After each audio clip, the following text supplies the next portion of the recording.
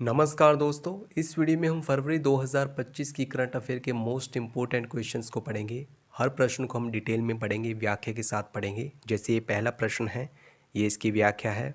ये दूसरा प्रश्न है, ये इसकी व्याख्या है। तो हर प्रश्न को हम डिटेल में पढ़ेंगे।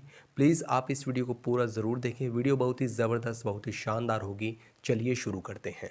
पहला प्रश्न है, 19 फरवरी 2025 को भारत के 26वें मुख्य चुनाव आयुक्त यानी चीफ इलेक्शन कमिश्नर कौन बने हैं? इसका सही जवाब है ऑप्शन डी, ज्ञानेश कुमार। देख लेते हैं इसकी डिटेल। ज्ञानेश कुमार देश के 26वें मुख्य चुनाव आयुक्त बने हैं। उन्होंने मुख्य चुनाव आयुक्त राजीव कुमार की जगह ली है। वहीं विवेक जोशी 3 सदस्यीय चुनाव आयोग के नए सदस्य बने हैं। आप ये भी जानते रहिए, भारतीय चुनाव आयोग की स्थापना 25 जनवरी 1950 को की गई थी। तो इस प्रकार इस प्रश्न का सही जवाब हुआ ऑप्शन डी, ज्ञानेश कुमार भारत के 26वें मुख्य चुनाव आयुक्त बने हैं। आइए बढ़ते हैं नेक्स्ट क्वेश्चन की ओर। हाल ही में आईसीसी अंडर 19 महिला T20 विश्व कप 2025 का खिताब किसने जीता है? इसका सही जवाब है ऑप्शन बी, भारत। देख लेते हैं डिटेल। भारतीय महिला क्रिकेट टीम ने आईसीसी अंडर 19 महिला T20 विश्व कप 2025 के फाइनल में दक्षिण अफ्रीका को 9 विकेट से हराकर शानदार जीत दर्ज की है। यह भारत का इस टूर्नामेंट में लगातार दूसरा खिताब है। आप ये भी जानते रहिए, आईसीसी की स्थापना वर्ष 1909 में की गई थी। इसका मुख्यालय दुबई, संयुक्त अरब अमीरात में स्थित है। तो इस प्रकार इस प्रश्न का सही जवाब है ऑप्शन बी, भारत ने जीता है आईसीसी अंडर 19 महिला T20 विश्व कप 2025 का खिताब। नेक्स्ट क्वेश्चन है, अंतर्राष्ट्रीय अंतरिक्ष स्टेशन यानी आईएसएस के लिए मिशन पर जाने वाले पहले भारतीय अंतरिक्ष यात्री कौन बने हैं? इसका सही जवाब है ऑप्शन सी, शुभांशु शुक्ला। देख लेते हैं डिटेल। शुभांशु शुक्ला अंतर्राष्ट्रीय अंतरिक्ष स्टेशन यानी आईएसएस के लिए मिशन पर जाने वाले पहले भारतीय अंतरिक्ष यात्री बने हैं। उन्हें एक्सियोम मिशन 4 के लिए पायलट के रूप में चुना गया है। यह मिशन 2025 के वसंत में लॉन्च होने वाला एक निजी अंतरिक्ष अभियान है। यह मिशन एक्सियोम द्वारा नासा के सहयोग से आयोजित किया जा रहा है। तो इस प्रकार इस प्रश्न का सही जवाब है option C, Shubhanshu Shukla ISS के लिए मिशन पर जाने वाले पहले भारतीय अंतरिक्ष यात्री बने हैं।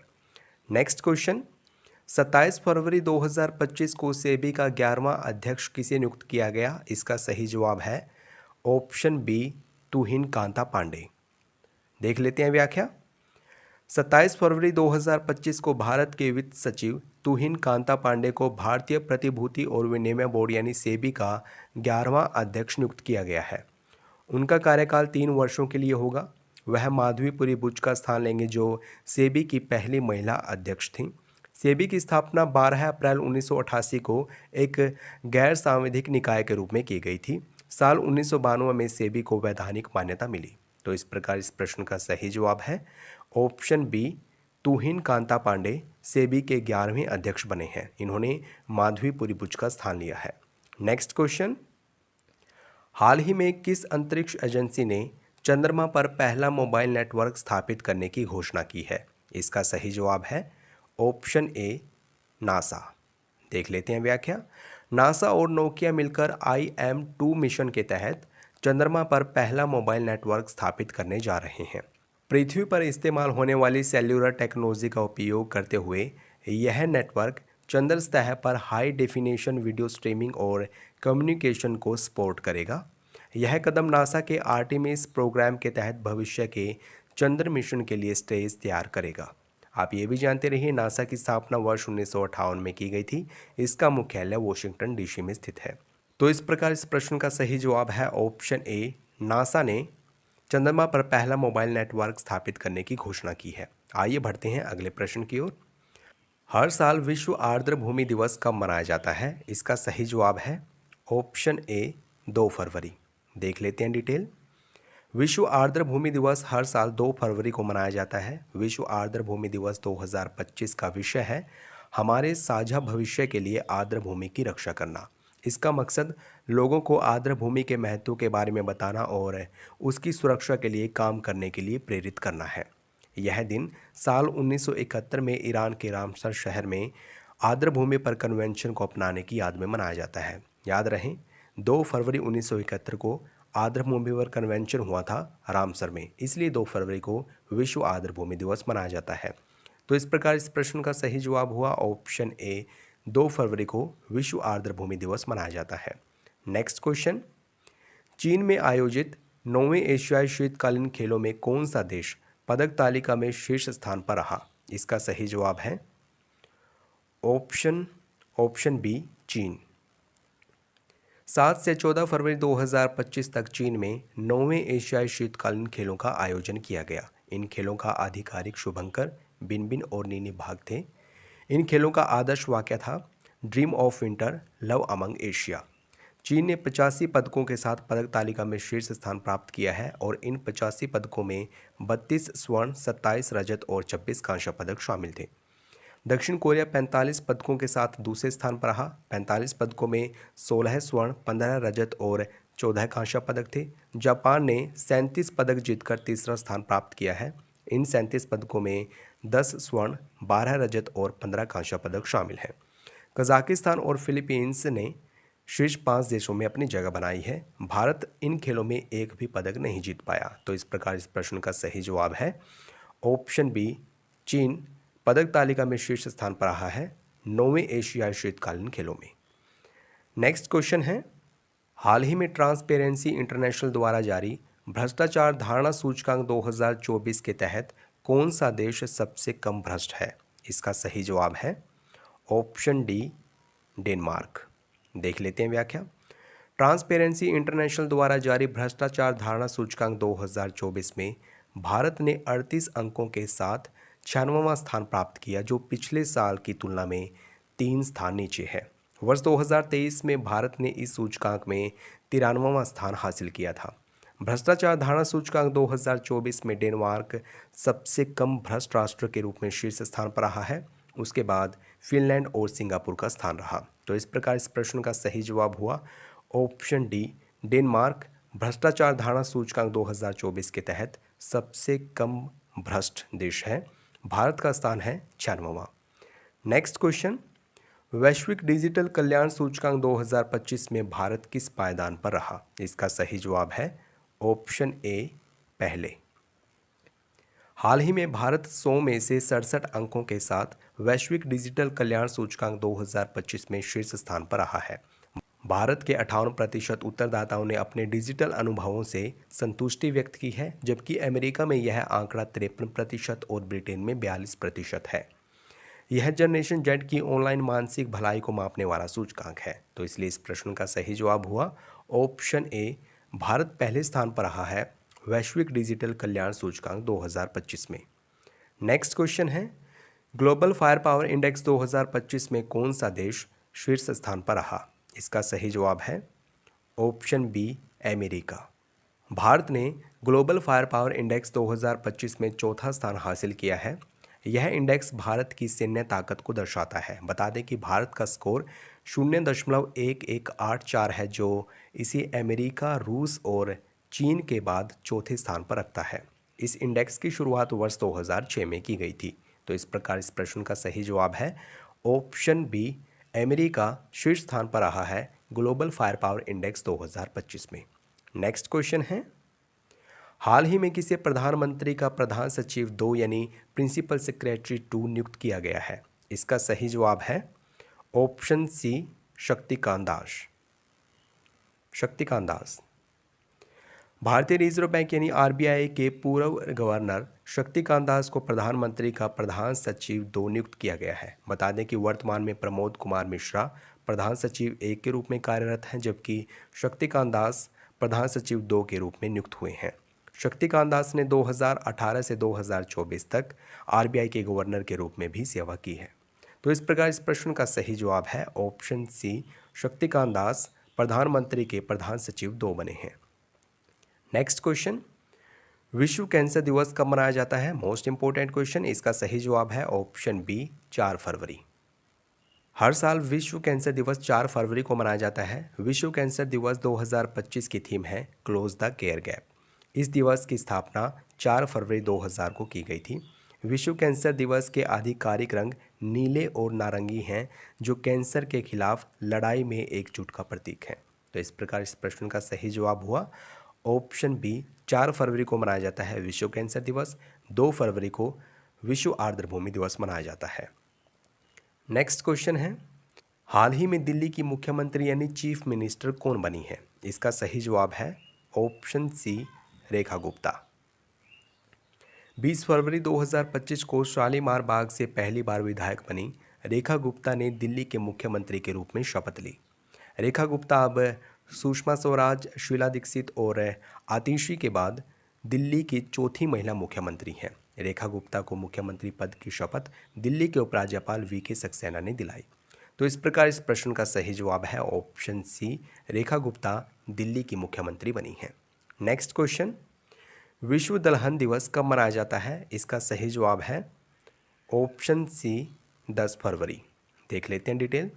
विश्व दलहन दिवस हर साल 10 फरवरी को मनाया जाता है। विश्व दलहन दिवस 2025 की थीम है दालें, कृषि खाद्य प्रणालियों में विविधता लाना। इस दिन को मनाने की घोषणा संयुक्त राष्ट्र महासभा ने साल 2019 में की थी। भारत दुनिया में सबसे ज़्यादा दालें उगाने और खाने वाला देश है।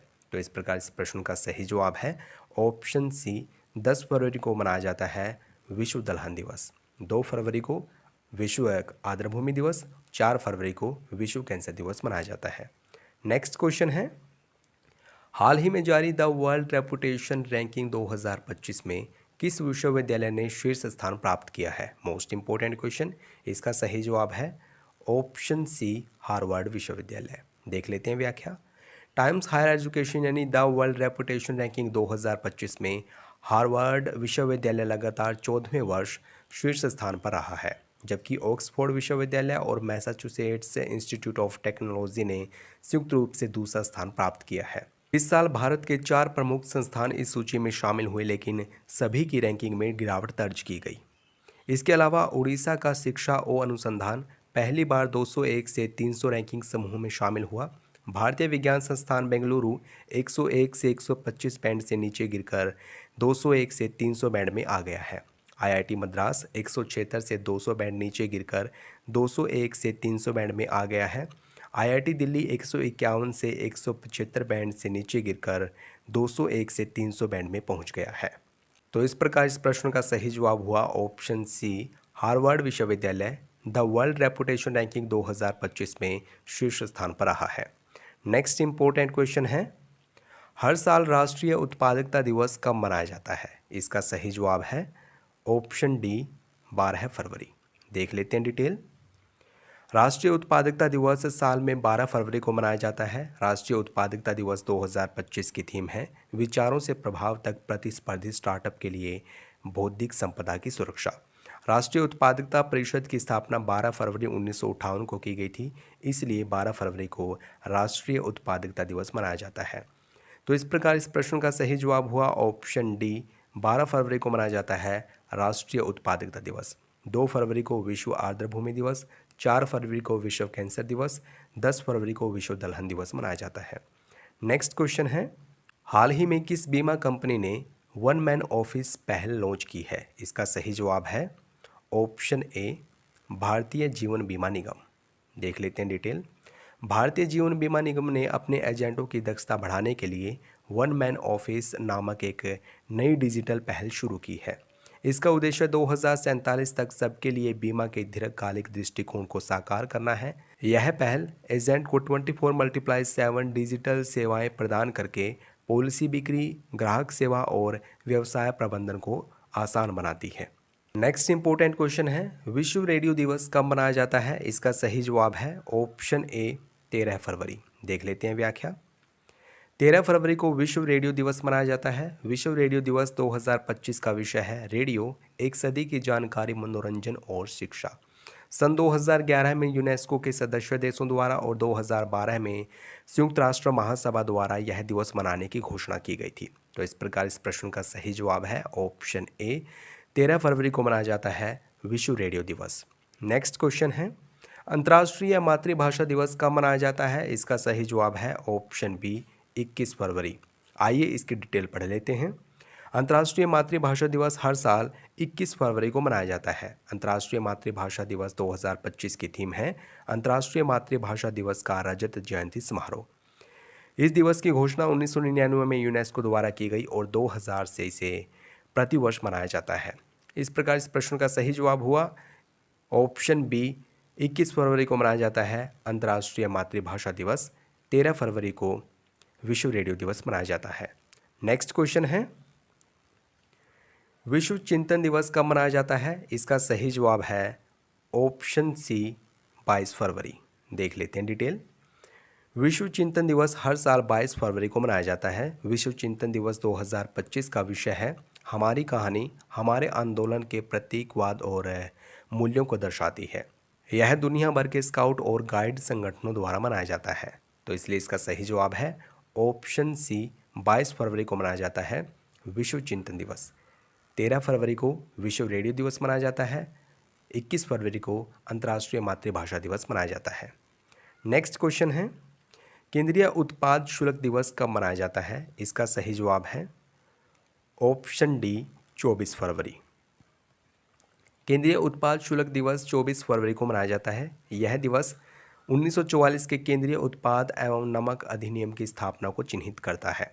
केंद्रीय उत्पाद एवं सीमा शुल्क बोर्ड यानी CBEC का नाम बदलकर केंद्रीय अप्रत्यक्ष कर एवं सीमा शुल्क बोर्ड यानी CBIC कर दिया गया है, तो इसलिए इस प्रश्न का सही जवाब है ऑप्शन डी, 24 फरवरी को मनाया जाता है केंद्रीय उत्पाद शुल्क दिवस। 13 फरवरी को विश्व रेडियो दिवस। 21 फरवरी को मनाया जाता है अंतर्राष्ट्रीय मातृभाषा दिवस। 22 फरवरी को विश्व चिंतन दिवस मनाया जाता है। नेक्स्ट क्वेश्चन है, राष्ट्रीय विज्ञान दिवस कब मनाया जाता है? इसका सही जवाब है ऑप्शन डी, 28 फरवरी। देख लेते हैं डिटेल। हर साल 28 फरवरी को राष्ट्रीय विज्ञान दिवस मनाया जाता है। अब की बार का विषय है विकसित भारत के लिए विज्ञान और नवाचार में वैश्विक नेतृत्व के लिए भारतीय युवाओं को सशक्त बनाना। यह दिन भारतीय वैज्ञानिक सर CV रमन द्वारा 28 फरवरी 1928 को खोजे गए रमन प्रभाव की स्मृति में मनाया जाता है। इस खोज के लिए उन्हें 1930 में भौतिकी का नोबेल पुरस्कार दिया गया था।